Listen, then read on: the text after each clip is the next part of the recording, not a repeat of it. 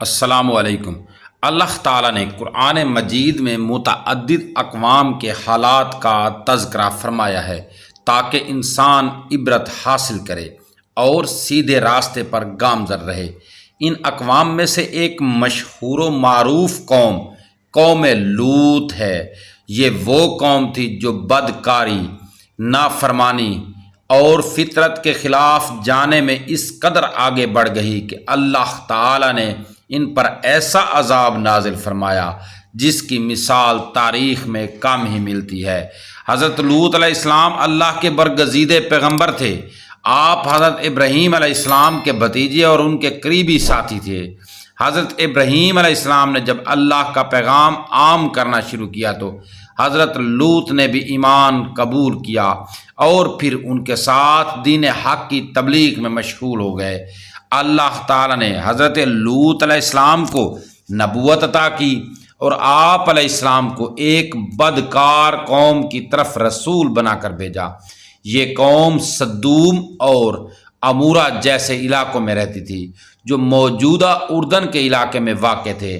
قوم لوط کی بدعمالیہ، قوم لوط کی سب سے نمایاں اور سنگین برائی ہم جنس پرست تھی۔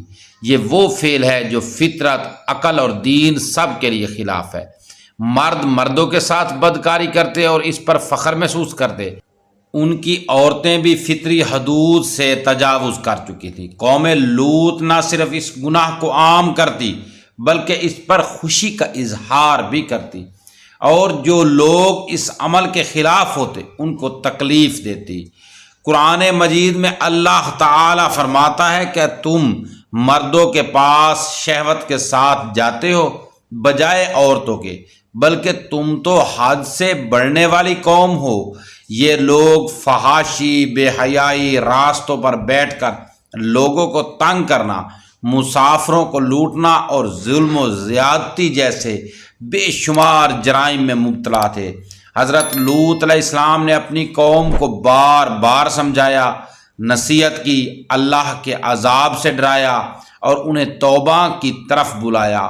آپ نے فرمایا، اے میری قوم، اللہ سے ڈرو، بے شک میں تمہارے لیے ایک امانت دار پیغمبر ہوں۔ لیکن قوم لوط نے آپ علیہ السلام کی باتوں پر دھیان نہ دیا بلکہ الٹا آپ کا مذاق اڑایا۔ وہ کہتے، اے لوط، اگر تو اپنی باتوں سے باز نہ آیا تو تجھے ہمارے شہر سے نکال دیا جائے گا۔ انہوں نے حضرت لوط علیہ السلام سے کہا کہ اگر تم سچے ہو تو وہ عذاب لے آؤ جس کا تم ذکر کرتے ہو۔ فرشتوں کی آمد اور عذاب کا فیصلہ، بالآخر اللہ تعالیٰ کا عذاب ان کے لیے مقدر ہو چکا تھا۔ اللہ تعالیٰ نے حضرت لوط علیہ السلام کی قوم کو تباہ کرنے کے لیے 3 فرشتوں کو بھیجا۔ یہ فرشتے پہلے حضرت لوط علیہ السلام کے پاس آئے اور حضرت اسحاق علیہ السلام کی بشارت دی۔ اس کے بعد وہ حضرت لوط علیہ السلام کے شہر صدوم کی طرف روانہ ہوئے۔ فرشتے خوبصورت مردوں کی شکل میں آئے۔ حضرت لوط علیہ السلام بہت پریشان ہوئے کیونکہ وہ جانتے تھے کہ ان کی قوم ایسے مہمانوں کے ساتھ بدکاری کرنے میں دیر نہ لگائے گی۔ حضرت لوط علیہ السلام نے انہیں اپنے گھر میں چھپایا، لیکن قوم کو خبر ہو گئی۔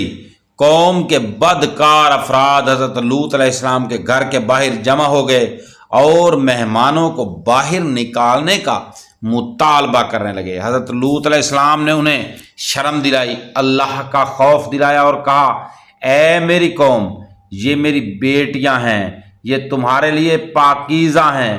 اللہ سے ڈرو اور مجھے میرے مہمانوں کے معاملے میں رسوا نہ کرو۔ لیکن وہ اپنی ہٹ دھرمی پر قائم رہے۔ عذاب کا نزول، پھر فرشتوں نے حضرت لوط علیہ السلام کو بتایا کہ وہ اللہ کے بھیجے ہوئے ہیں اور اب اس قوم پر عذاب نازل ہوگا۔ انہوں نے حضرت لوط علیہ السلام سے کہا، اے لوط، رات کے آخری پہر میں اپنے گھر والوں کو لے کر شہر سے نکل جاؤ اور کوئی پیچھے مڑ کر نہ دیکھے سوائے تمہاری بیوی کے، وہ بھی عذاب میں شامل ہونے والی ہے۔ جب حضرت لوط علیہ السلام اپنی قوم سے نکل گئے تو اللہ کا قہر نازل ہوا۔ قوم لوط پر آسمان سے پتھروں کی بارش برسائی گئی، زمین کو ان کے اوپر الٹا دیا گیا، بستی اٹھا کر زمین پر پٹکی گئی اور وہ تباہ ہو گئے۔ پھر ہم نے اس بستی کو اوپر سے نیچے کر دیا اور ان پر کنکر پتھر برسائے۔ حضرت لوط علیہ السلام کی بیوی کا انجام، حضرت لوط علیہ السلام کی بیوی قوم کی بدکاری میں شریک تو نہ تھی لیکن دل سے ان کی حمایت کرتی تھی، اس وجہ سے یہ بھی عذاب میں شامل کر دی گئی۔ یہ ہمیں ایک اہم سبق دیتا ہے کہ صرف گناہ کرنا کافی نہیں بلکہ گناہ سے نفرت اور برائی کے خلاف کھڑا ہونا بھی ضروری ہے۔ قوم لوط کا انجام قیامت تک کے لیے انسانیت کے لیے ایک بہت بڑی عبرت ہے۔ اللہ تعالیٰ نے بار بار قرآن مجید میں ان کا تذکرہ کیا تاکہ لوگ سبق حاصل کریں، اور ہم نے اس بستی سے ایک کھلی نشانی چھوڑ دی ان لوگوں کے لیے جو عقل رکھتے ہیں۔ بدکاری اور فطرت کے خلاف جانا اللہ کے غضب کو دعوت دیتا ہے۔ نمبر 2، اللہ کے پیغمبروں کی نافرمانی اور ان کا مذاق اڑانا ہلاکت کا سبب بنتا ہے۔ نمبر 3، قوم کی اجتماعی گمراہی، جب حد سے بڑھ جائے تو اجتماعی عذاب نازل ہوتا ہے۔ نمبر 4، برائی کی حمایت کرنے والے بھی سزا کے مستحق ہوتے ہیں چاہے وہ برا عمل نہ بھی کرے۔ آج کی دنیا اور قوم لوط علیہ السلام آج کے دور میں بھی وہی بدکاریاں معاشرے میں عام ہو چکی ہیں، ان کی وجہ سے قوم لوط تباہ ہوئی۔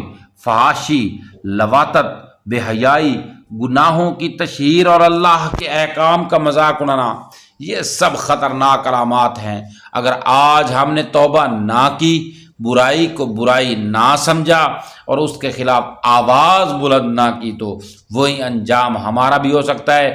قرآن ہمیں خبردار کرتا ہے، کیا تم نے ان لوگوں کا انجام نہیں دیکھا جو تم سے پہلے تھے؟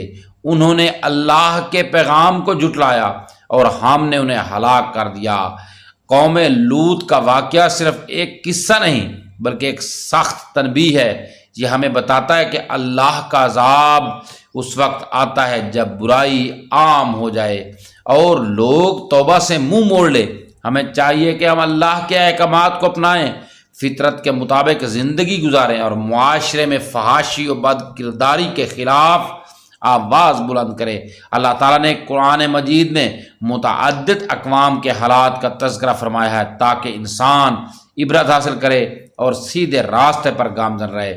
ان اقوام میں سے ایک مشہور معروف قوم لوط ہے۔ یہ وہ قوم تھی جو بدکاری، نافرمانی اور فطرت کے خلاف جانے میں اس قدر آگے بڑھ گئی کہ اللہ تعالیٰ نے ان پر ایسا عذاب نازل فرمایا جس کی مثال تاریخ میں کم ہی ملتی ہے۔ پیارے دوستو، اگر آپ کو یہ ویڈیو اچھی لگے ویڈیو کو لائک ضرور کر دیں، صدقہ جاریہ سمجھ کر ویڈیو کو شیئر ضرور کیا کریں۔ پیارے دوستو، اگر آپ چینل پر نئے تو چینل کو سبسکرائب ضرور کر دیں اور بیل آئیکن نشان کو ہلکا سا پریس کر تاکہ ہماری ہر نئی آنے والی ویڈیو کا نوٹیفیکیشن سب سے پہلے آپ تک پہنچے۔ شکریہ۔